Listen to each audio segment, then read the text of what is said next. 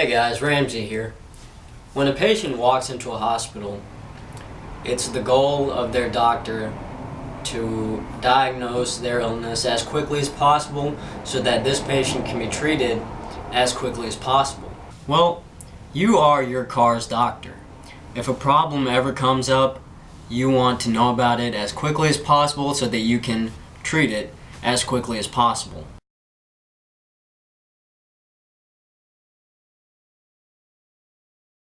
Alright, so here's our engine bay.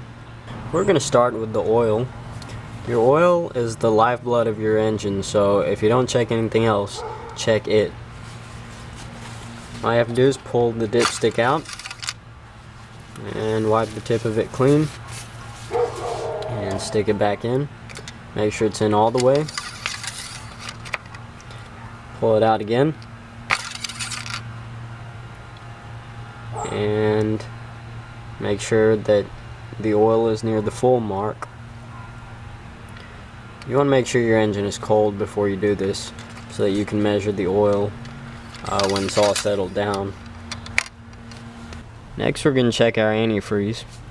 So you want to find your coolant reservoir and unscrew the cap. Make sure your engine is cold before you do this, otherwise you'll have hot coolant splash all over you. When you look inside, you want to make sure your antifreeze is close to the top. Now we're going to check our brake fluid. You can do this just by looking at it because the reservoir is translucent. There is a max mark written on the side for this reason.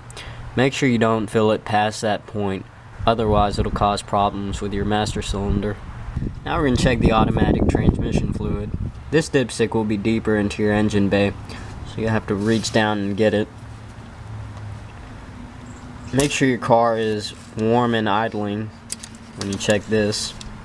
Make sure the fluid is where it's supposed to be, and then stick it back in.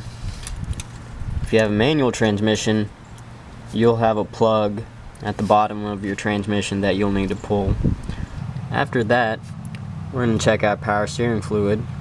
It is similar to the brake fluid in that it has a translucent reservoir with fill lines on the outside, so you should just be able to tell how much you have just by looking at it.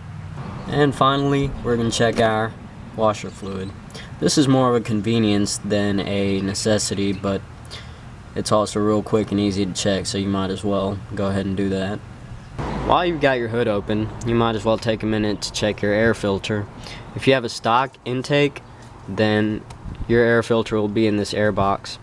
Depending on the model of the car, you might have some screws that you need to take out, but with mine you can just unclip it. And you're just going to lift the top half off and take the air filter out. If you have a paper air filter, it might be time to replace it, or if you have a cotton one like this canned in, it might be time to clean it.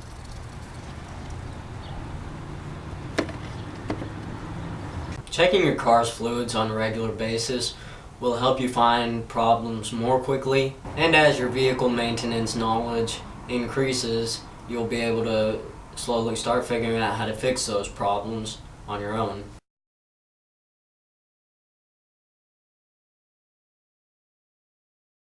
This is Man Life Society.